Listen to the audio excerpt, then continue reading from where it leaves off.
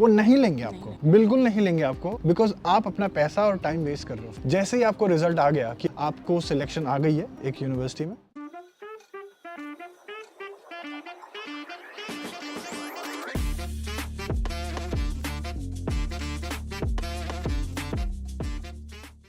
और कैसे और वेलकम बैक वंस अगेन। इस वक्त हम हैं ड्रेसडेन के मेन स्टेशन पे और अभी बाहर जा रहा हूँ मैं।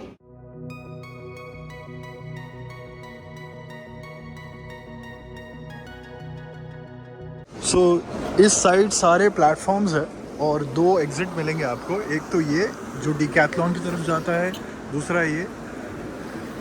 हम जा रहे हैं इस तरफ। पूरा जोर से बाहर टिकट उड़ा दी थी मेरे को अभी। ट्रेन जाने वाली लग रहा है ज़्विकाओ।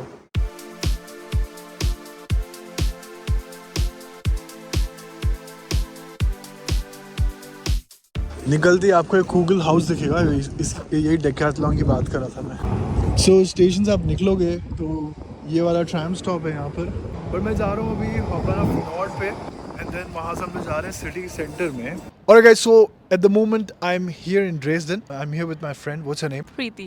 Preeti, what are you studying?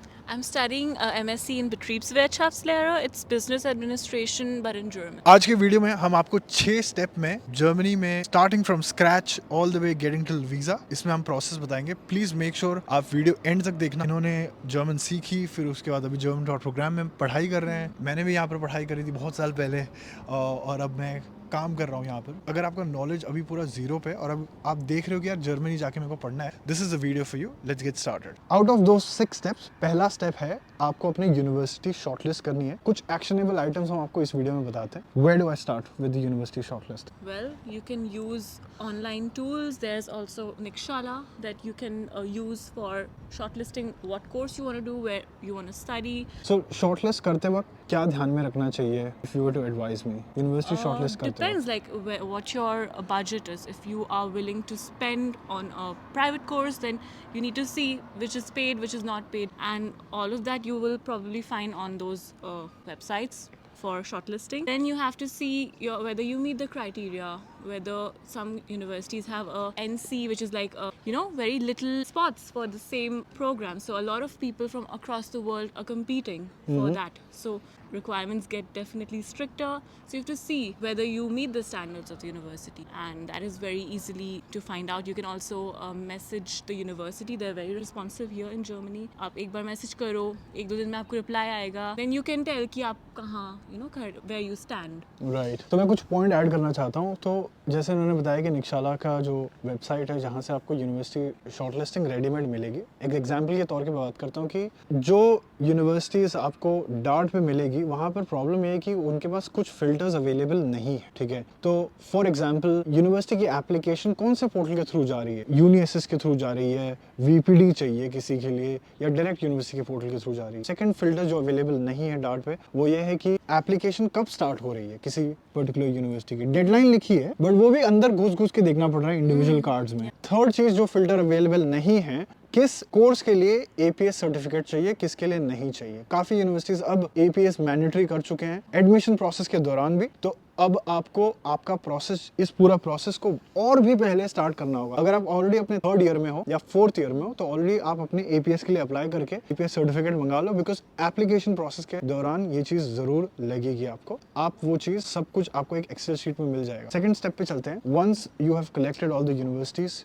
एक एक्सेल शीट में, आपका सेकंड स्टेप आ जाता है फिर document collection. What comes to your mind, like कौन से डॉक्यूमेंट्स आपके हिसाब से मैंडेटरी है पूरे प्रोसेस में? आपको बहुत ही एक ऑर्गेनाइज्ड अप्रोच यूज़ करना पड़ेगा। You have to basically make a note कि आपको क्या क्या चाहिए। तो समझ लो आपको यूनिवर्सिटी से आपको रिकमेंडेशन लेटर्स चाहिए अपने प्रोफेसर से, उसको भी टाइम लग सकता है। It can take weeks. So आप पहले उनसे इस्टेब्लिश करो कॉन्टैक्ट, अपना कंटेंट क्रिएट करके उनको भेजो, फिर वो चीज़ें कलेक्ट करो। फिर आप अपने स्कूल लीविंग सर्टिफिकेट, बहुत इंपॉर्टेंट है, वो आप करो collect. And then bachelor's degree, अगर आपको प्रोविजनल डिग्री मिली है, अभी तक फुल डिग्री नहीं मिली है, तो वो भी चल सकता है। Provisional degree also works in many university. Then if your course requires language, I mean you need to have like some kind of a proof to show that you're actively learning the language. If language is a requirement, Correct. then TOEFL is very important for English, TOEFL or IELTS. IELTS, yeah.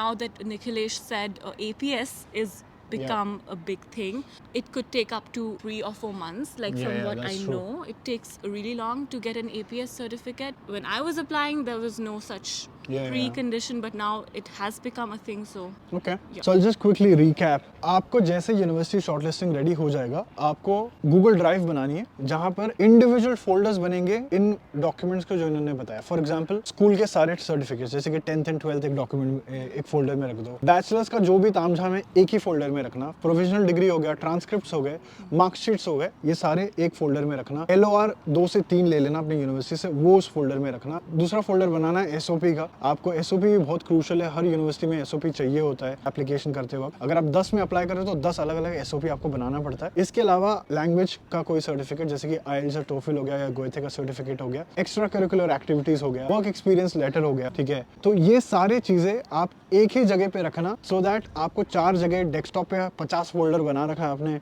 और फिर आप हर जगह घूम रहे हो. ये मत करना, ये स्ट्रक्चर नहीं है काम करने का. Once you are done with step 1 which is university shortlisting and document collection, the third step is application filing. आपने अपना जर्मन यूनिवर्सिटी का application, what was your method of application? So I had 2 methods. I directly applied to the university, which allowed that. उनका एक fee होता है 70 euros, कुछ free भी होते हैं, कुछ expensive Correct. होते हैं. फिर दूसरा मैंने UniAssist के थ्रू अप्लाई किया Okay. था. UniAssist एक बॉडी है, एक ऑर्गेनाइजेशन है जो ये सब चीज़ें लेता है यूनिवर्सिटीज़ के लिए Behalf पे. के बिहाफ पे. आपके सारे डॉक्यूमेंट्स को स्कैन करके वो फिर यूनिवर्सिटीज़ को बताता है कि well this candidate is applicable और दिस कैंडिडेट इज़ नॉट. तो Correct. UniAssist also charges you a fee for it. 75 euro. 75 euro for the first first application. application, and then all the subsequent applications are 30 euros Correct. each per university. But one thing about UniAssist is that once you've uploaded all your documents, you don't have to do it for all the universities. Correct. You just have to upload it Once. once, and then आप they फिर take it up from university there. Cart में add करते जाओ और पे करते जाओ और काम हो गया आपका. तो ये एक तरीका हो गया UniAssist. इनफैक्ट आपको मैं बता दूं तकरीबन अराउंड 60 से 70% यूनिवर्सिटीज इस देश में UniAssist के साथ काम करते हैं, बिकॉज वो उनका काम आसान कर दे रहे हैं. 1 लाख एप्लीकेशन आ रही है तो वो सिर्फ 1000 एप्लीकेशन यूनिवर्सिटी प्रोफेसर के सामने रखते हैं. इसके अलावा जो दूसरा तरीका है वो है डायरेक्ट यूनिवर्सिटी के पोर्टल पे जाके. अब आपको ये सारी चीजें कहाँ पता चलेगी? जो मैंने यूनिवर्सिटी शॉर्टलिस्टिंग जो एक्सेल शीट की मैं बात कर रहा हूँ वहां पर आपको ये चीज मिलेगी, या तो आप डार्ट पे ऑफकोर्स जाके इंडिविजुअली आप रिस्पेक्टिवली चेक कर सकते हैं. Total number of average application कितना हो सकता है आपके हिसाब से? आपने कितने किए थे एप्लीकेशन? मैंने मुझे याद भी नहीं, पर 7-8 किए होंगे. 7-8. और कितने में से आ गया था 3 एप्लीकेशन? में से. सही यार. अभी मैं यूनिवर्सिटी ऑफ वुल्सबर्ग में एक बंदे से मिला, you know his score was 6.5 CGPA. तो आपको नहीं पता कि आपका कहाँ हो जाए, तो आप प्लीज एप्लीकेशन जितना ज्यादा करोगे उतना बेहतर होगा. Once the university applications are done, हम बढ़ते हैं 4th स्टेप पे जहाँ पर आपका रिजल्ट आएगा कि आप कितने में सिलेक्ट हुए हो कितने में नहीं हुए. और रिजेक्शन लेटर्स में एक्चुअली लिखा होता है कभी कभी किस रीजन से वो आपको रिजेक्ट कर रहे हैं. कॉमन रीजन जो होते हैं रिजेक्शन के वो ये हो सकते हैं कि आप उनके क्रेडिट्स मीट नहीं कर पा रहे हो, है ना? Yes of course. तो आपको जर्मनी में सब चीज़ बहुत सिस्टमैटिक है. आपको हर चीज़ बताई जाएगी कि आपका क्यों रिजेक्शन हुआ. समझ लो आपने ग्रेड्स रिक्वायरमेंट नहीं मीट किया था, तो they are Correct. Very like strict about it कि ठीक है आप नहीं मीट करते हो तो नहीं है. बट दैट डजंट मीन कि आपके चांसेस कम है या फिर कुछ. हाँ. कभी कभी आपके और भी चीज़ें कॉम्पनसेट कर सकती हैं, आपके इंटर्नशिप्स कॉम्पनसेट कर सकते हैं. लैंग्वेज कर सकता है, publishing of papers could be one Yeah, thing, you know. yeah. Again there are multiple reasons आपको रिजेक्शंस आ सकता है, बट एक प्रो टिप ये देना चाहता हूँ. अगर क्लियरली लिखा है किसी पर्टिकुलर कोर्स पे कि हमें 2.4 GPA चाहिए और आपका थोड़ा आगे पीछे है, तो ये मत सोचना कि यार मैं अप्लाई कर देता हूँ देखते हैं क्या होता है. वो नहीं लेंगे आपको, बिल्कुल नहीं लेंगे आपको, बिकॉज आप अपना पैसा और टाइम वेस्ट कर रहे हो. जैसे ही आपको रिजल्ट आ गया कि आपको सिलेक्शन आ गई है एक यूनिवर्सिटी में, आप बढ़ते हो लास्ट 2 स्टेप पे, and that is 5th step is blocked account. You also came with blocked account, Yeah, right? yeah. कहाँ से करवाया था?